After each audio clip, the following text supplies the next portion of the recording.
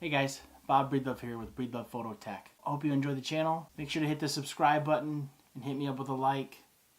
Check out the links. I'll see you guys around.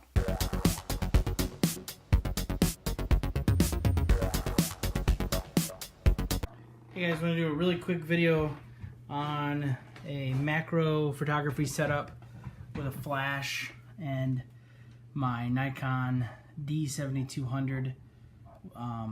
I'm currently shooting with a 100mm 2.8 Tokina, and this was based on the recommendation of Ken, also known as the Angry Photographer. I actually tried to mimic his setup as much as possible because it looked like a really neat setup. One of the things I noticed on the videos, a couple things I noticed, was that he doesn't really, or maybe I missed it, but I couldn't find anything where he showed you how to put it together. Just kind of showed you the final product, and I've done is try to get as close to that as I can with what I have. So I'm going to go through and set this up. I know one of the questions was which ProMaster ball head did he use, and I don't know if I got the right ProMaster ball head, but that's what I have. I did order everything, let's see here, mostly everything on Amazon, I think. I got the Speedlight on eBay, and it's the SB700, and just some other little odds and ends that that I tried using to make it work. So we're gonna go ahead and put it together.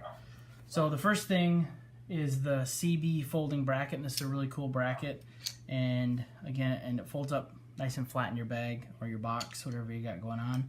And it folds out like this, and folds out like that. And the important thing with this is that this articulates out to the side, and that's how you get your flash next to and around your whatever subject you're photographing. So this folds up nice and flat like I showed you.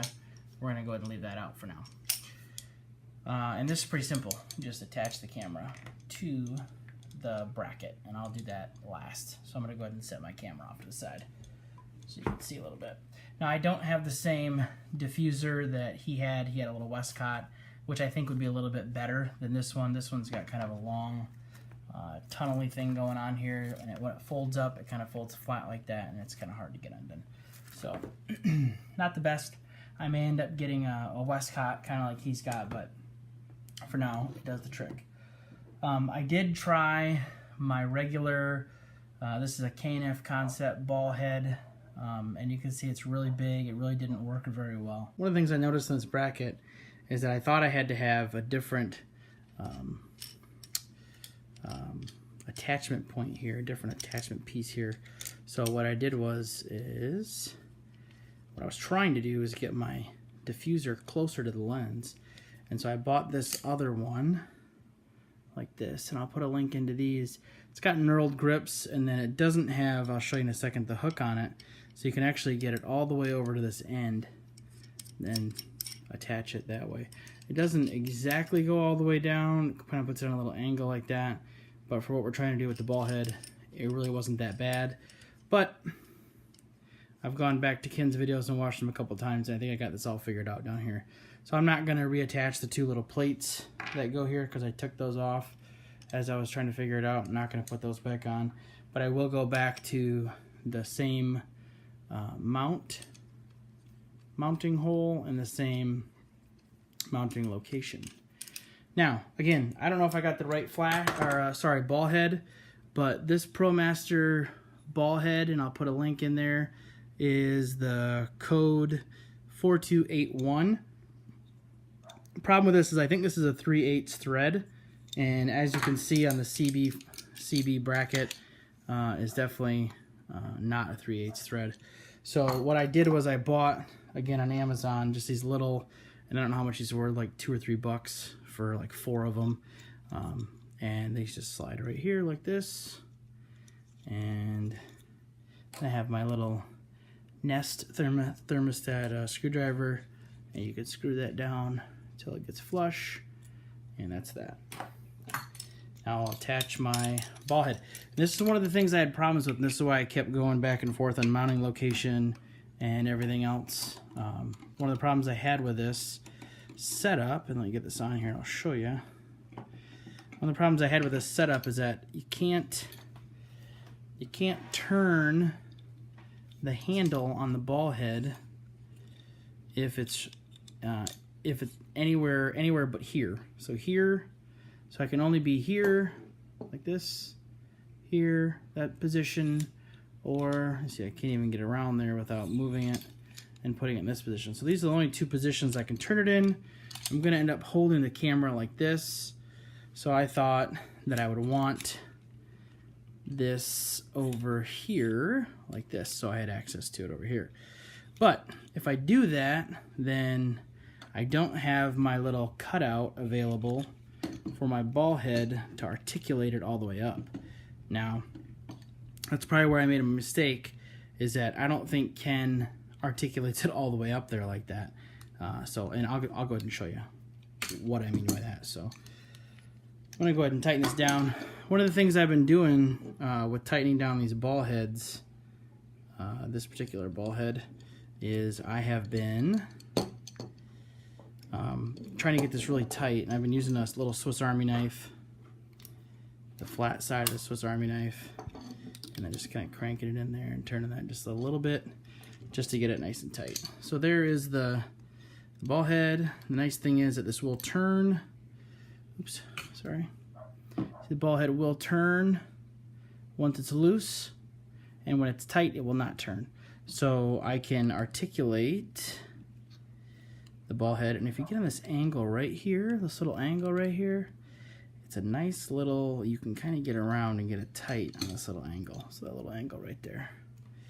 And I think that's where Ken's at. Pretty sure. And so it kind of, you can see it's kind of going to point in the right direction. Anyway, let's go ahead and get the SC29 hooked up. So it's the wired from Nikon SC29. I got this used. So actually I got this used on eBay too. When I got it, there was a screw. One of these screws on the inside were loose, and I had to tighten that up. And that's probably why they were trying to sell it. They thought it was broken, but it was just a little, pretty simple fix. So, all right. I usually put the ball head on the wire first, so that was a mistake. Because now I have to turn this SC29 with the wire on it 10,000 times. All right, there we go. There we go. Get that nice and tight. It's probably about where I want it anyway. Go ahead and cycle that over. Okay, just for fun, let's put the flash on. Everything's off. Go ahead and lock it down. So the flash is locked down. This is a ridiculous placement because my lens isn't going to be anywhere near that. I think that's probably a pretty good spot right there.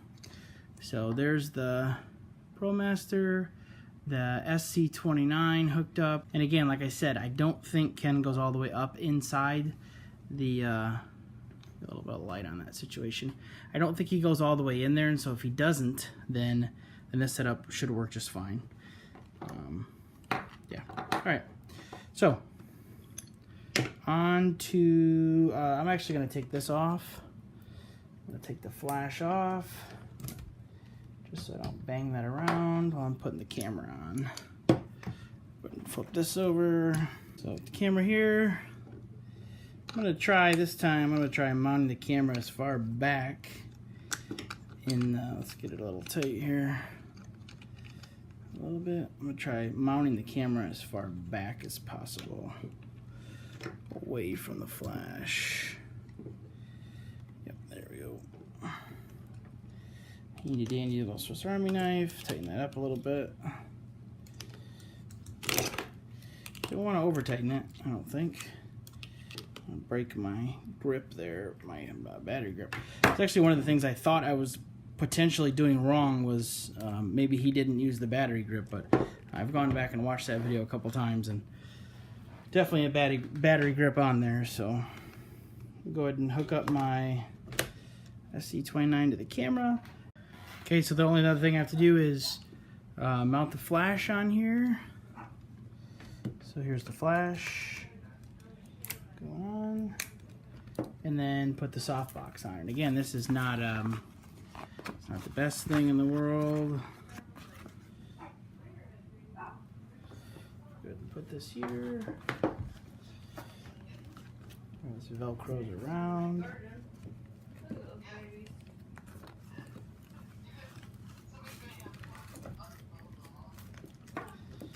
There you go.